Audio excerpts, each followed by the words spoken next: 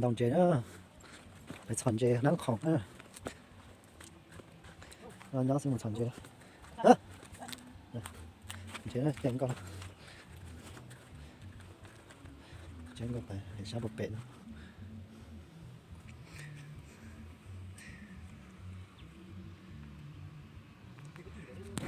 đồng chế nắng khổng nó sẽ đồng chế đó đây nó là chú đến cùng trong một cái có cá mò thì chú ở cái hầm chợ về chúng nó nữa chúng nó cái nắp khổng đó rồi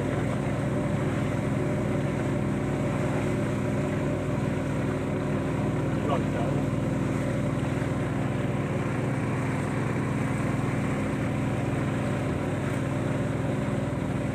cho nên một sai thì là đối chuyện thế anh chuyện chúng ta chở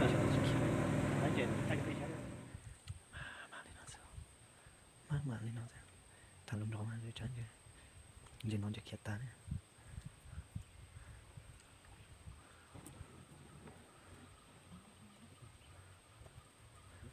บ้าอะไร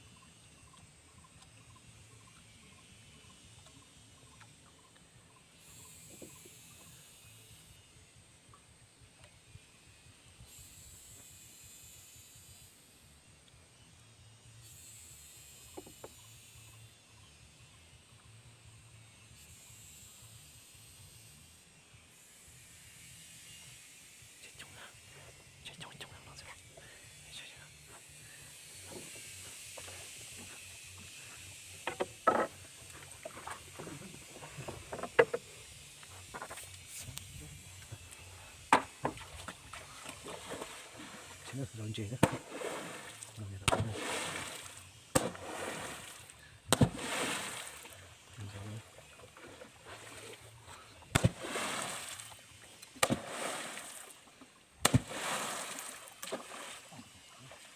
này khó chịu như nào không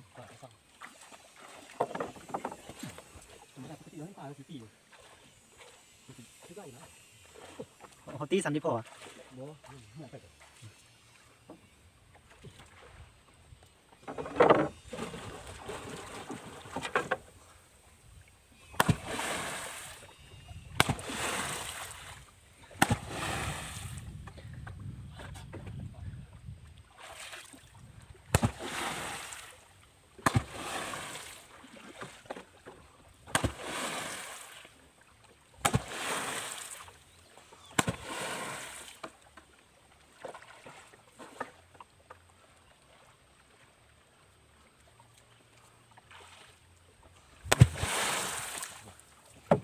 phò à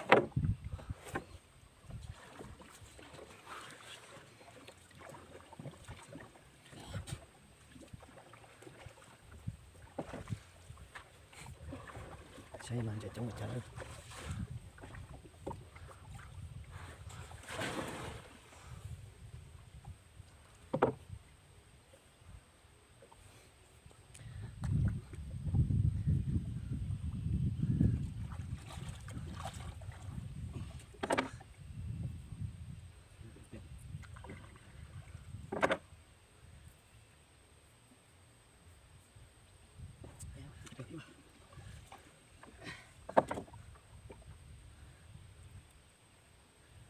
มันนะ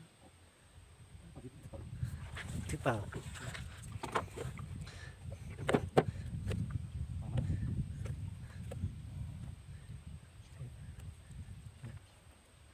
ต่อยถึง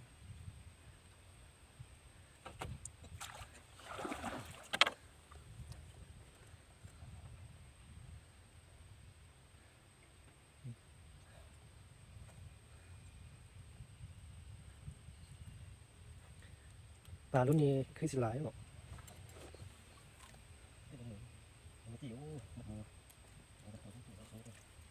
ช่วงนี้จะแบบมันจะช่วงมันจุดช่วงไหนช่วงนี้นำขึ้นนำออกมาข้างนอกก็สองเสียงมองซับถ้ามองอย่างไม่คือจะถึกดีกว่ามันน้อยดิ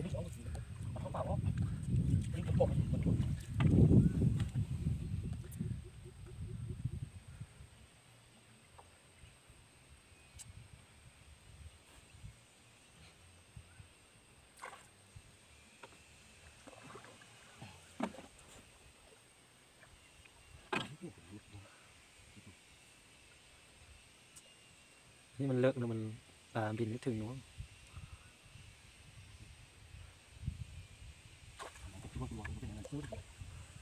เอาไปเอา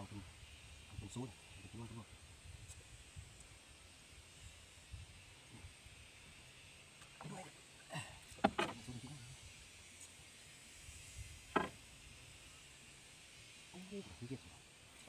ถือปะปลาเป็นยุเป็นบ้วนนก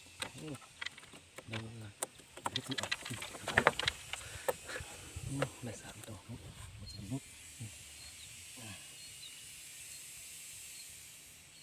พวกปลารุ่นนี้แซม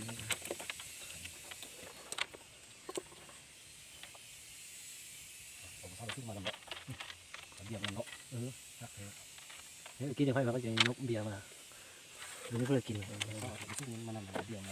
มาตีอยู่อันตีอยู่กินของหมักหัวสู้หมักอะไรครับมันถ้าไปอื่นเขาประมาณนี้มาที่เราเอาพาผู้รักคนไปเขาป้าไม่ได้ไปนะมาดำนี่ที่บอกให้กินน้ำไม่ก็บอกไปแล้วก็เงียบว่าไปเพื่อนผู้อะไรคนบุหูแต่ว่าผู้สาวบุกเขาแล้วบุกเป็นเขาแล้วมันบอกบางคนมันเที่ยวก็ยูนี่วันนี้เพื่อนผู้มันเที่ยวเป็นเขาบางไงได้สร้างบ่อเขาจะสร้างเลยจริงๆผู้ฝ่ายที่ว่าสร้างบ่อสร้างหลุมที่ทำติดเราเบิ้งกันต้องกันแล้วใครเข้ามาเป็นพนักงานนั้นของเราอ๋อรีสอร์ทมีเนี่ยเหรอลูกช่องคนเหรอลิ้นพวกเราซีก่อนยูซีก่อนลิ้นไม่ได้ก็ได้เนาะเพราะว่าเราก็มีเงินดีเฮียก็พนักงาน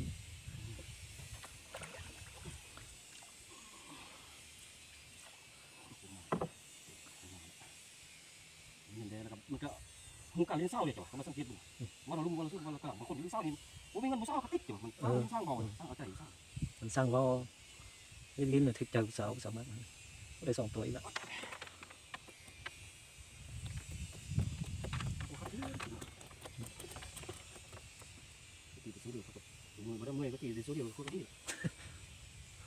số điềuก็พอปิ้งเขาอยากเขาจะมาหาปลาไปกินมันพาผู้สาวมาแล้วปิ้งกินเลยบุกุมบุไรบุไรปลาปิ้งหรอประมาณไม่มาเลยคือสิได้บุไรอย่างเราเคยเอาเยอะถ้าเราเห็นเสียงดังให้ปลามันนิ่งหมดเนาะมีประสบการณ์เอาคือผมมีปลามันไหลเลยสุดท้ายคือบ่อได้จับโตคือนั่นเข้มเหือกเขาเหือกไปโอ้ยก็คุ้มจ้ะมันฟอลลุ่มแบบเหม็นบุ้งให้เห็ดเลยผมปูนเหือกไม่ได้ทางอันมองไม่ได้นี่ก็เพาะ หมดลมโคตร หมูก็คือดึงหมูข้ามเพิ่น ข้อที่โดยน่าจะเป็น นั่นแหละบ่ได้ปลาเจอให้อีก คือโซ่หลังก็ตีเนี่ยแต่ก็เสียละกันเอามองไปโดนบริบอกตีเราเบิ่งมองฟูกเลยข้อที่ ติวติวเสือ โซ่เนี่ยโอ้ยยึดกูเลยเขาทิ้งเขาให้เงินอ้วนโมเศร้ามันโกยอยู่ไหนปลาหายมองส่วนยึดที่ไหนเดี๋ยวมูนี่ปิดกระโปรง มัน ไปที่ปฏิรูปไปอย่างเขามูแล้วปฏิรูปเศร้าเขาตีเขาวันตีเขาวันด้วยอ่ะเศร้าเป็นเสียไปมวนเปล่าคงจะเพลงไปแล้วมนุษย์เนี่ยความใจเอาไปอะไรต่างๆเนี่ย บ่ได้ เดี๋ยวเขากินเดี๋ยวผมเศร้า พอแล้วพอปิ้งกินผู้ละโตก็ได้ ถ้าหน่อยมันอายกินบ่ได้ สาวน้อยสาวน้อยอันนั้นบ่อยากกินหลาย ยังห่างกันบ่อาย มีห้างมีประสบการณ์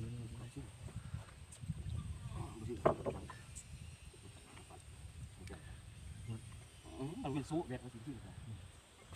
ต้อง โอ้โหจ้วสุดท้าย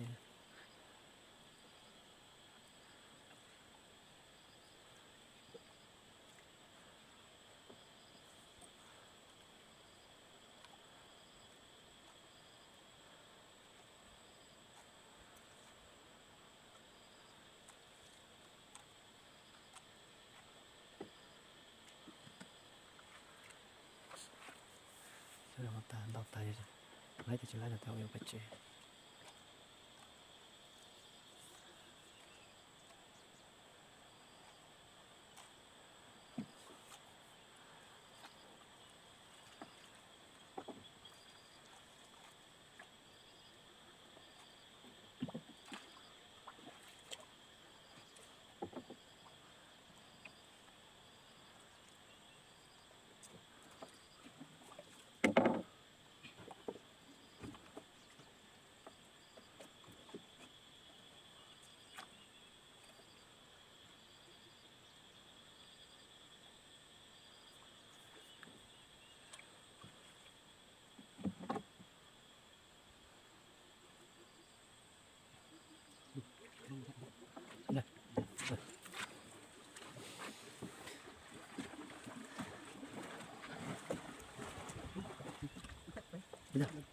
ti chắc à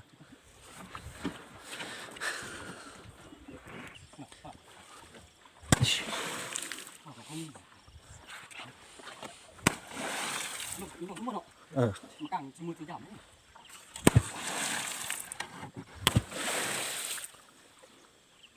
sẽ đây màu pan xi hay mà sơi phi น้ำยังนี้นึง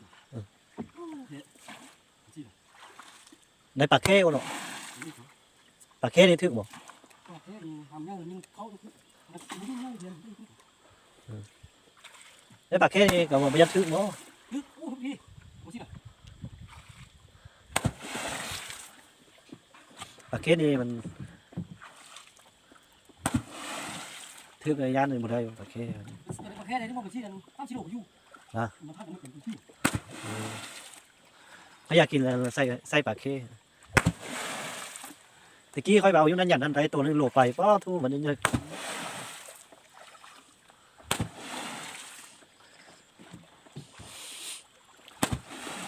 วยยาว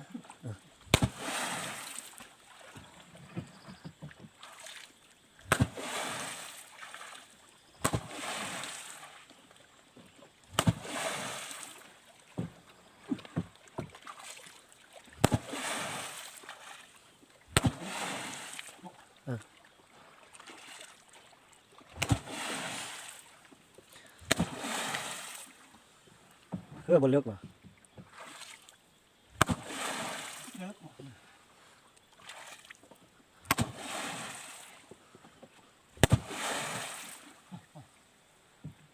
พยานตัวใหญ่เลยมาถือเมื่อนั้นมาตีได้หลายบ่นี่สองตัวใช่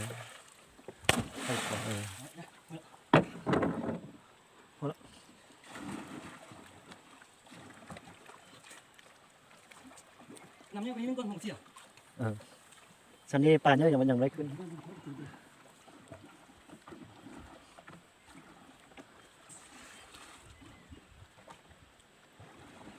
ปานมองปานสารนี่มาถือวะ ปลาช่ามีปลาเทียมชิ้นกว่า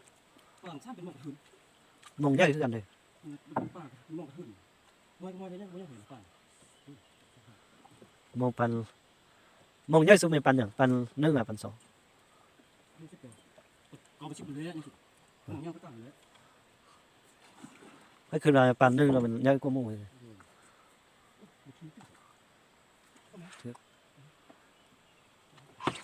คือตัวเดียวอะ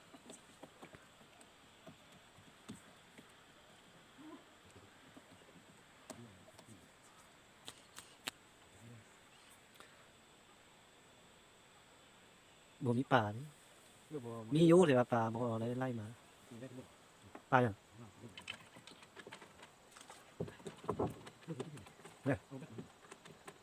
เอาอย่างไม่เนี่ย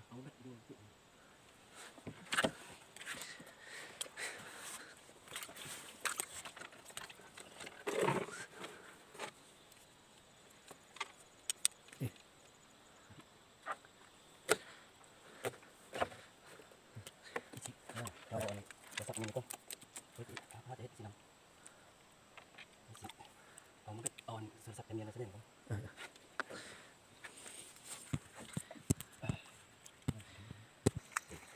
เดี๋ยวเป็น เอาเรื่องของหุ้มเนี่ยเด็กอย่างนี้หุ้มเห็น เอายกขึ้นเลย มันก็จะเอาอย่า